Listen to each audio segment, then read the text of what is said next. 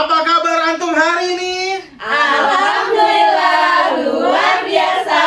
Allahu Akbar. Assalamualaikum. Nama saya Umi Jini, biasa dipanggil Umi Jini, ibu dari Aljam. Nama saya Adiba, ibunda dari Yara. Nambe. Assalamualaikum. Nama saya Melani, bunda dari Kenan. Assalamualaikum warahmatullahi wabarakatuh. Nama saya Elfriza, ibunda dari Pelangi. Assalamualaikum warahmatullahi wabarakatuh. Perkenalkan nama saya Irnia, saya bunda dari Anissa, kelas 6D. Kalau saya Manal, bunda dari Akmal 6D. 6D. 6E. Yen, Miriam. Assalamualaikum, saya Dini, bundanya Tati. Enggak lah, kita ngobrol-ngobrol aja kan, ini momennya udah mau akhir pembelajaran. Anak-anak juga lagi pada ujian ya, Mam ya. Juga ada ujian. Nah, kita mau melengkapi nih, menyempurnakan buku tahunan. Jadi kita punya buku tahunan dan kita pengen sharing-sharing suara hati. Masya Allah. Hati dari kelas-kelas yang tentunya mewakili setiap kelas gitu.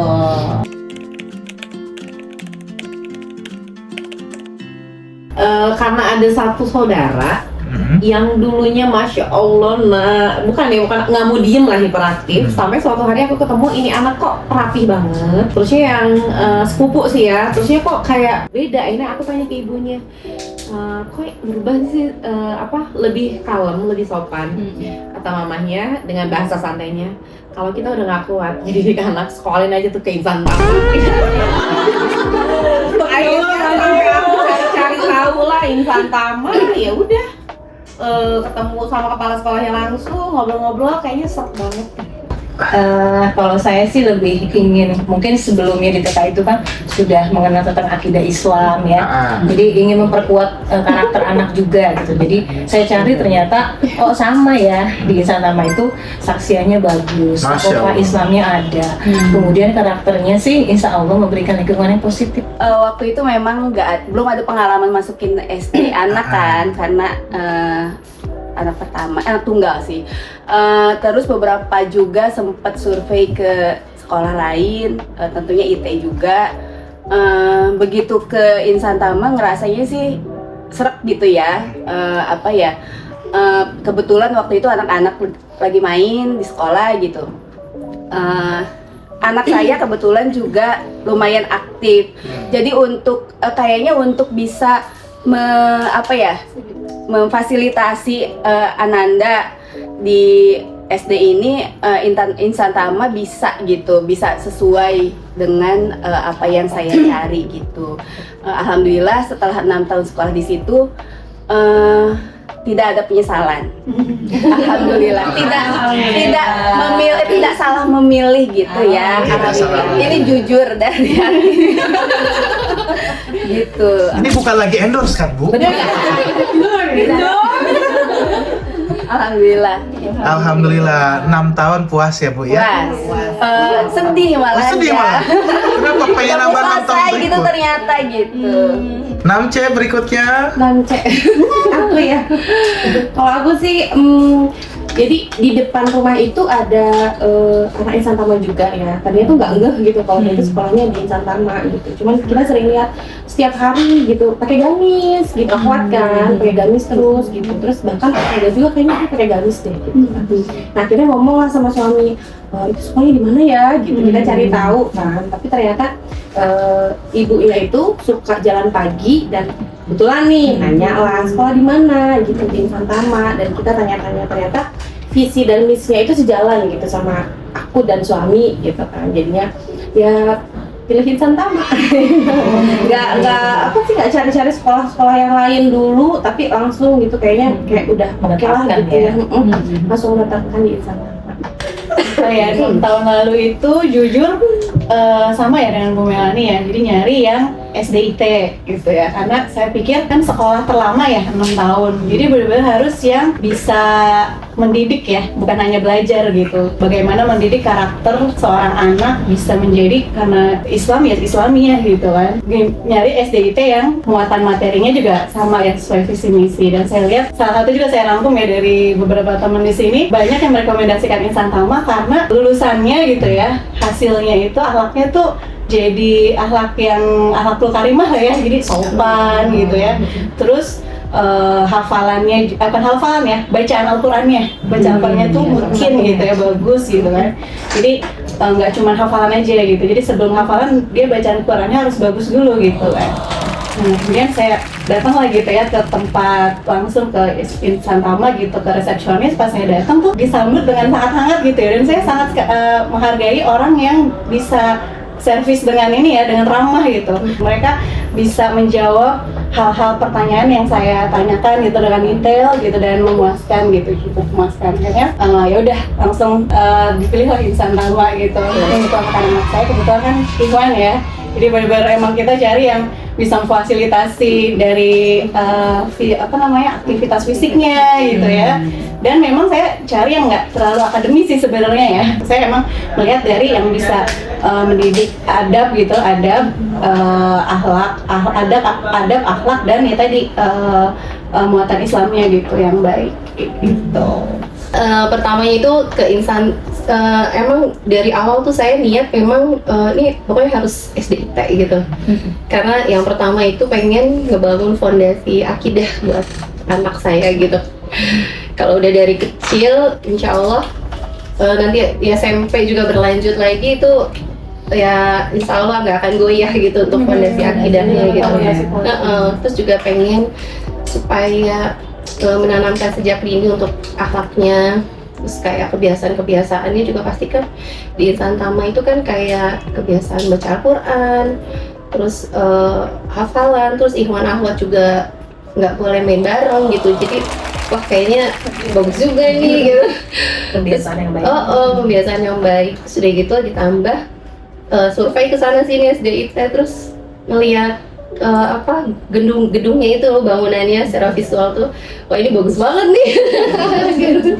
Jadi ya udah deh di situ aja. Terus sih. Iya, saya paling akhir nih jawabannya jadi udah semua ya. Iya, jadi saya juga benar sih waktu dulu tuh dapat cerita dulu sebetulnya awalnya. Ceritanya itu ada katanya anak Insan Tama pulang sekolah, masuk ke gang. Di gang itu ada ibu anak lagi pacaran. Terus sama anak SD itu dibilangin gini, kamu kok pacaran sih, kan nggak boleh. Saya amazing banget tuh waktu itu mendengar cerita itu. Kok bisa ya anak SD itu bisa negur orang tua yang salah gitu loh.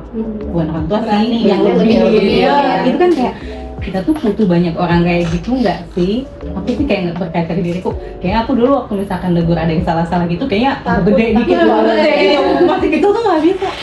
Kalau misalkan anak dibiasakan kayak gitu, oke banget ya. Jadi mulailah search ke Insan Tama. Sebetulnya bukan cuma Insan Tama aja yang kita cek, kayak beberapa sekolah juga. Ada yang namanya udah besar, terus fasilitasnya udah bagus segala macam. Tapi ada poin plus yang menurut aku Insan Tama tuh punya. Nama besar oke, fasilitas oke, pasti guru-gurunya oke nggak? Gitu. Nah, Insan Tama tuh termasuk yang menurut aku secara personal guru-gurunya oke banget, bisa keep in touch dengan bagus dengan anak. Jadi itu yang bikin eksekusinya harus Insan Tama gitu. Ketolehan guru itu penting banget.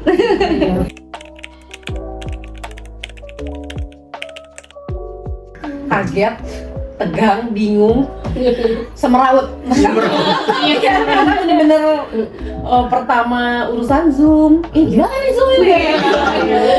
Suara rame, tapi seiring waktu kitanya ikut belajar.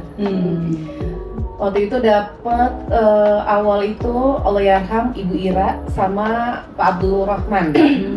Pak Abdul itu benar-benar yang perhatiannya luar biasa, tutur katanya baik, dan itu sampai sekarang itu keinget sama Yara. Waktu itu kebetulan Yara itu belum pakai hijab ya, waktu TK itu kita mesti santai banget. Tapi dari hanya sekolah online aja tuh kerasanya sampai sekarang. Misalnya kayak mau pergi ke ATM kemana, kamu ikut nggak? Ayo deh cepet, udah sih nggak usah pakai daleman gitu, pakai mina kan? Nggak bisa mah, kata Pak Abdur, dan itu segitu tuh online dampaknya luar biasa. Jadi aku mikir gini, banyak hal-hal yang belum saya terutama bisa ngajarin ke anak, bisa saya sampaikan, dan itu udah dapet dari insan mama. Banyak kan ditegur sama anak gitu kan, hal-hal yang sepele gitu, banyak banget ditegur gitu. Jadi bener-bener yang tadinya kaget, akhirnya menikmati tuh setiap fase-fase itu tuh menikmati banget. Karena kitanya ikut-ikut belajar. Masya Allah. Jadi nasehatin orang tua ya. Iya. Sampai sekarang itu udah efeknya bener-bener kata Pak Abdur, Keren. Masya Allah. Berarti pola Pak Abdur. Ya effort banget ya tentunya kan, karena ekspektasinya itu duh nanti kalau anak-anak sekolah kita bisa Hobi ya. bisa. Tapi kan qadarullah ya memang harus kita mendampingi gitu, karena kan biar nggak lost juga. Kadang-kadang butuh ngumpulin foto gitu, butuh video ini anak-anak kumpulin hafalan qiraati atau kayak gimana gitu kan. Jadi ya mau gak mau kita harus pandai-pandai manage waktu ya tentunya gitu kan. Terus juga harus sabar-sabar, belum lagi yang nanti internetnya naik turun ya kan. Terus udah gitu baterai laptopnya yang udah habis tiba-tiba gitu lagi di dapur itu kan, baterainya mau habis gitu. Nah itu sih yang paling effortnya ya, kesabaran lah gitu. Belum Kesabaran. anaknya ngantuk-ngantuk gitu ya. Udah nyender-nyender. Lari ke sana, lari ke sini lah. Ini kok kosong sih tempat belajar gitu kan, mereka kemana gitu kan. Iya, kalau nggak didampingin ya udah aja, udah ambiar itu anak-anak mana. Jadi jadi mandor ya, mandor anak ya. Tapi dari situ kan belajar sabar, Iya, benar. belajar bagaimana menghadapi keadaan, harus bersabar di satu sisi, tapi kita juga segantian laptop ya sama adiknya dan itu saya. Iya benar. Apalagi yang anaknya banyak. Lebih dari Kuota harus penuh Iya, emosi itu benar-benar harus dijaga banget tuh. Tapi insya Allah sih semenjak dari generasi yang angkatan COVID ini banyak yang jadi anak-anak yang sabar juga ya, maksudnya mereka belajar dari situ. Tapi guru kelas 1 tuh memang luar biasa sih. Benar. Masya Allah. Selama kelas 1 kan bener full ya, full online. Sampai mabit pun online ya. Oh iya.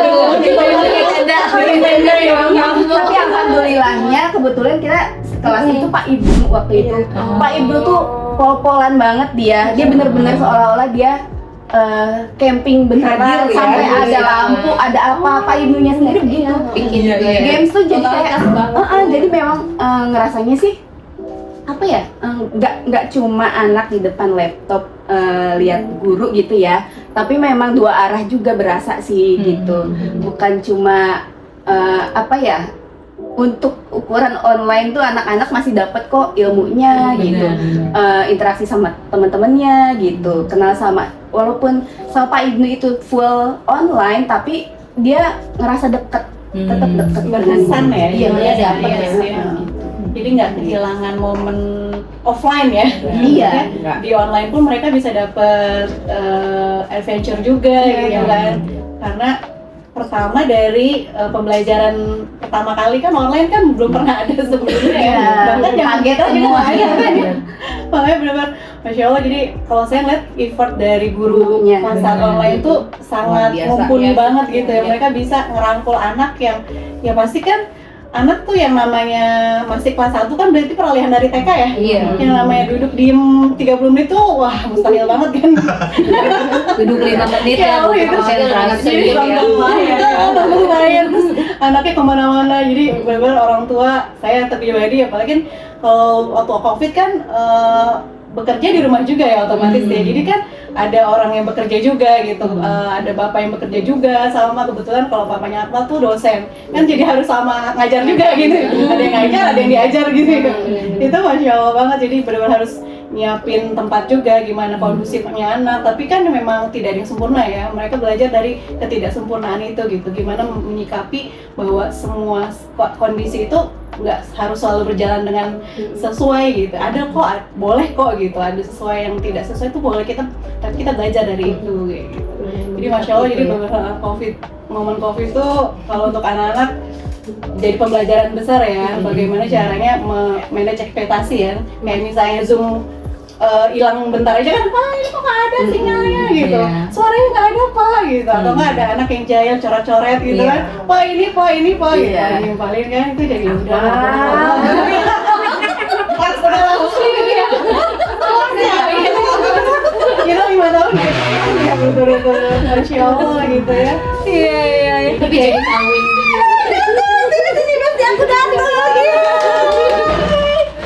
Iya sih, tentu aja sih kita juga berpikir ini serius banget sih sekolahnya gitu.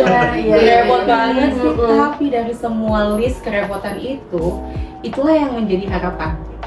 Jujur, kalau misalkan sekolah nggak begitu, mungkin saya sebagai orang tua kayak udah tidur.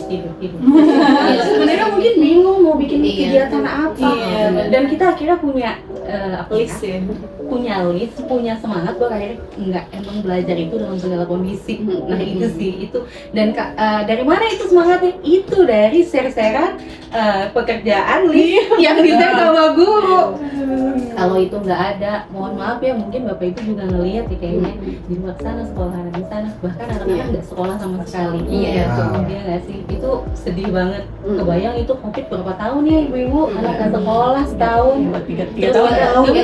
Kayak gitu. Alhamdulillah ngaji juga masih setoran, tes gitu. Dan kan. Kaki tuh ngalamin lagi setoran bukan hafal, itu kirati itu lagi di jalan. Sering banget di mobil. Jadi dia pas lagi di jalan dia ketiduran. Kak, oh dicat. Waduh kan itu dia. Iya benar-benar Memorable banget video call ya gitu kan, kayak gitu. belum kumpulin ini apa Tugas-tugas.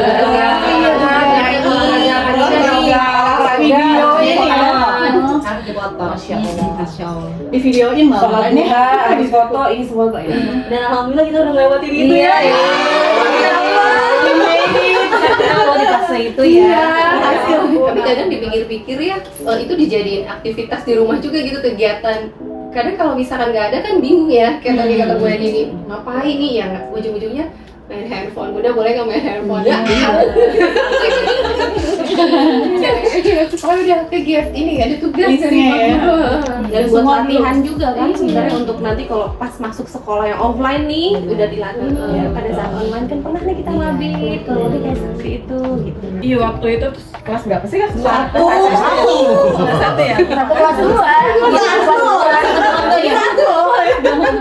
kalau Ya namanya ya.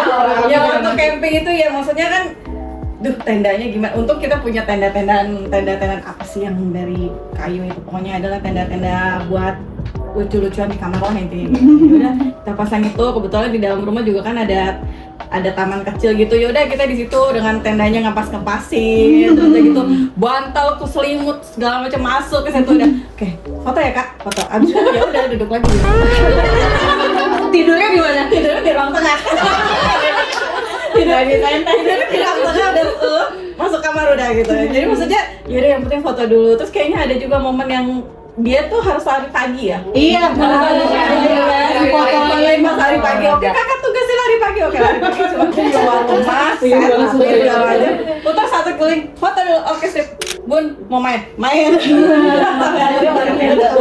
Jadi maksudnya ya betul sih, memang akhirnya kan anak itu ada kegiatan ya. Terus kita juga ini ngapain sih kita repot-repot anak itu harus camping, kita pasang tenda segala di rumah segala macam. Tapi maksudnya ya kita juga jadi ngerti, oh maksudnya kalau proses mabit itu mungkin kayak gini ya, nanti dibangunin tahajud segala macam. Tapi bagus juga jadi pendorong ke kitanya juga, karena anaknya harus tahajud.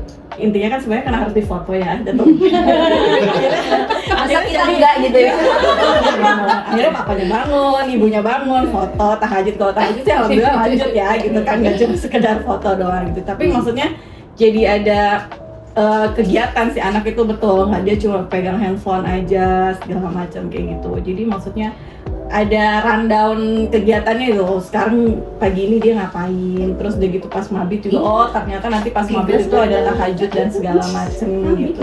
Walaupun kita harus, yang ribet sih sebenarnya kita harus report foto ya, maksudnya karena kan settingannya kan berarti harus sesuai yang diminta sekolah gitu. Maksudnya kalau misalkan kayak misalkan oke kegiatannya gini-gini, kalau misalkan tahajud atau apa segala macam gitu kan, kalau nggak difoto kan ya udah berjalan aja, maksudnya nggak harus kayak gimana, cuma kan ini karena harus difoto jadi dia kan Iya. kan dia Ada juga ini ya. all set gitu, maksudnya kerudung, gamis dan segala macam gitu kan, kalau enggak kan ya udah gitu berjalan aja. Cuma ya nggak apa-apa, pengalaman menarik sih pas COVID. Anaknya sih enjoy aja, cuma ibunya aja yang pusing. nyiapin itu segala, anaknya ya tenda tinggal masuk gitu. Iya, kamu bikin tendanya ya. Tinggal bongkar lagi. Misal berenang kah gitu, berenangnya nggak ada ya. Berenang ya, Berenang ya, berenang ya. cuma berenang yang tidak berjalan. Yang lain Kan COVID juga kan nggak bisa berenang kan? Iya. Cooking class Iya masih. Oh iya, bisa ya. Terus kemudian tenda bisa. Kiroati ngaji online, oke. Yang paling repot itu kalau disuruh bikin video. Itu tukang dagang lewat bolak-balik. Hari roti lah, apa gitu kayak tahu anaknya udah bete gitu. Terus kita masih harus ngulang-ngulang lagi. Kalau foto kan lebih mudah ya. Iya, Kalau video tuh udah tengah-tengah udah mau selesai terus ada tukang dagang lewat. Belum lagi nih adanya nanya ya, bunda, video. Belum lagi. Kalau aku ingatnya ujian sih. Iya. Ujian. Bahasa Sunda yang walasnya orang Jawa. Itu kayak mind blowing banget. Guanya juga terbatas mungkin ya, apa gimana ya, Mbak? Aku jadi pengen ketawa tapi sedih kali ya. Ananda.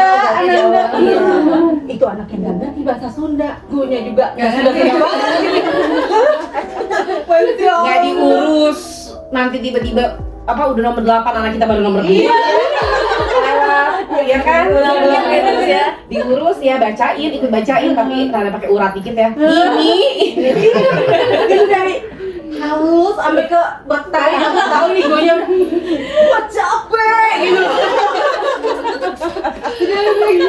Terdengar suara itu ya, walaupun tidak tersuarakan. Dan ini kalau pas ada pelajaran apa, misalnya sekolah ada rapot apa, yang kemarin sempat kan kita online 2 hari ada apa ya? Oh iya, Waktu ada cacar apa? ya. Itu kayak lagi kayak bukan gunting ada kata sudah lelah, kayak nggak tahu namanya tapi sudah lelah. Kayak memori tuh kayak keulang lagi. Jadi yang lagi. Jadi lagi merinding. Jadi dejavu ya Bu ya. Kayaknya untuk mengulang tuh nggak mau. Nggak mau. Jadikan pembelajaran. Jadi kalau kembali lagi ke masa lalu nggak mau ya Bu ya. Jangan Di skip dulu boleh.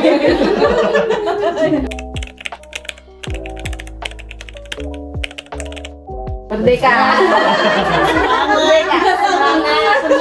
Menjalani aktivitas kembali. Bisa beraktivitas normal lagi ya. Bersyukur ya, bersyukur alhamdulillah. Bersyukur. keriuhannya jadi berbeda kan. Iya. Pandangan online. Kalau offline pagi-pagi kita harus bikin sarapan aja gitu. Kalau online kan kadang-kadang sambil belajar. Sambil makan sambil Ada nyangka ya. Jadi sebetulnya ada plus minusnya Bu ya. Iya. Mak nggak riweh-riweh banget kalau pagi-pagi ya. Seragam atasnya aja ya. Nah, ini harus diungkap. Ibuan biasanya bawahnya masih kolor. Baju celana PNGS buat ya. Kalau akhwat lengkap ya. Kalau Atau ibuan kaki kali ya. Iya nggak bisa.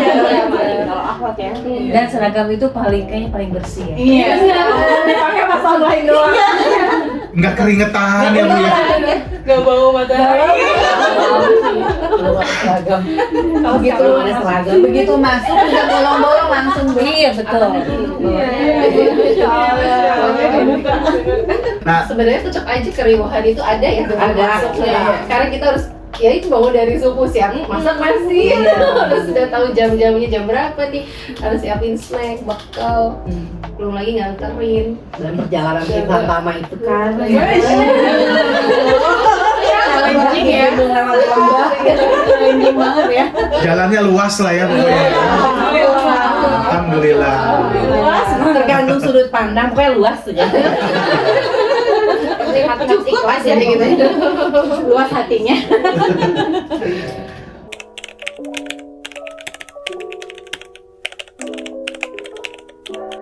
Penyesuaian ya tentunya, karena kan teman-teman itu kan sifatnya juga sikapnya beda-beda gitu kan. Kalau di rumah kan masih terpantau lah gitu ya, dan anak-anak juga pasti pas lagi online itu ada orang tuanya yang mengawasi gitu, jangan macem-macem ya, jangan nanti ngomong macem-macem gitu. Tapi kan pada saat offline itu kan mereka ketemu langsung gitu kan, jadi yang berbeda-beda sifat, sikap, nah itu kan mereka menyesuaikan. Kalau saya itu karena kan naik jemputan ya ke sekolah itu. Nah ternyata yang paling ngaruh banget itu pergaulan di dalam jemputan itu. Jadi di jemputan itu macam-macam kata-kata yang kita hindari di rumah itu tuh muncul gitu. Sampai beberapa kali kita udah ngasih ini sih kayak saran gitu ke manajemen jemputannya gitu, dan mereka memang oh iya sih ini tuh emang bermasalah ternyata gitu. Udah dikasih surat peringatan juga kok gitu, ternyata masih begitu juga gitu. Kayak kita yang kok dapet kata-kata itu dari mana gitu kan, sampai kaget juga karena waktu selama COVID kan benar-benar ya interaksi cuman anak sama orang tua aja kan, dan keluar dulu kan nggak bisa ya kalau untuk COVID tuh, jadi benar di rumah aja gitu. Nah mungkin ya yang diserap sama anak itu langsung ya kata-kata positif dan negatif, kata negatif itu lebih cepat kuat gitu ya dibanding kata-kata positif gitu. Makanya wah itu tantangan ya sebenarnya, tantangan terus ini nggak boleh kayak gini-gini gitu. Karena dia mungkin pengen ini kali mau nyobain gitu, apa sih gitu ngomong seperti itu kayak apa sih gitu, apa sih gitu. Dan ngomong juga nggak tahu artinya. Nah, Contoh Bu, ngomong nggak tahu artinya kayak gimana Bu? Masih ingat nggak Bu? Iya. Iya sih, tapi menurut gue emang waktu pas COVID itu, pasca COVID itu memang anak-anak itu seperti mencoba apa yang mereka serap dari gadget gitu terutama, dan mereka coba tuh lemparin di antara teman-temannya apa yang reaksinya dan segala macam. Ini sebetulnya waktu itu kebetulan lagi bertugas juga kan di Posis, dan banyak banget kejadian itu dia bullying verbal, bullying fisik. Mungkin tadinya dia lihat di sini pukul gitu nggak apa sakit ya, pukul nih atau coba jenggut nih itu kejadian sih. Dan kayaknya waktu itu juga sempet kayak kaget gitu, oh ternyata anak kayak gini ya responnya ya ampun. Tapi itu bagian dari pembelajaran anak-anak ya gitu. Abis dikurung nih ya rasanya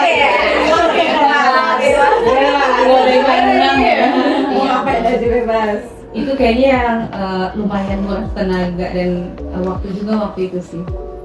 Tapi ya sobat itu nggak berlangsung lama, alhamdulillah anak-anak kembali masalah. Yang paling kerasa anak insan Tama kalau buat Ikhwan ya nggak ada yang pakai sepatu. Semua lari-lari injet, sepatu injet atau ceker. Kalau Ikhwan tuh gini, ketinggalan sepatu. Jadi ada yang naik ke jemputan dalam sepatu. Kalau selebihnya ini ya rata makan pakai tangan. Nggak ada yang pakai sendok sekarang. Jadi udah dibawain sendok di dalam kotak bersih. Nggak pakai sendok, nggak pakai tangan. Jadi insan Tama itu bener-bener apa ya? Ya udahlah, nggak didik begitu aja udah, masya Allah alami. Karena biasa hari Jumat itu makan bersama kan ya. Sunnah ya, sunnah. Tahu ini makanannya jatuh. Kata Kak ini juga nggak apa-apa belum. Bismillah. Oh iya nggak apa-apa nak. Sama bazir. Ntar abis gede baru belajar Jadi karena ini ya ada yang itu yang paling kerasa tuh ada kayak mabit, LC ya, itu pola makan jadi alhamdulillah semua suka. Sayur itu kan yang agak susah kan makan, nggak suka, tapi dengan adanya mabit, LC bener-bener ditungguin makan, ayo makan bersama, jadi harus habis, jadi mau nggak mau makan dan akhirnya mau mencoba makanan. Itu yang paling kerasa. Kalau sama orang tuanya kan enggak, ya udahlah enggak ya. Kalau di sekolah kan harus, apalagi waktu itu kelas 4 kalau nggak salah pas Sambas itu wajib bawa sayur. Kalau nggak bawa sayur itu enggak sayurannya yang di catering dia langsung lagi nih sayur ya, aku takut dikasih sayur. Wajib sayur gitu, kalau orang sayur langsung gitu. Masya Allah, hal-hal yang sebenarnya kayak kecil gitu tapi akhirnya dampaknya luar biasa. Masya Allah.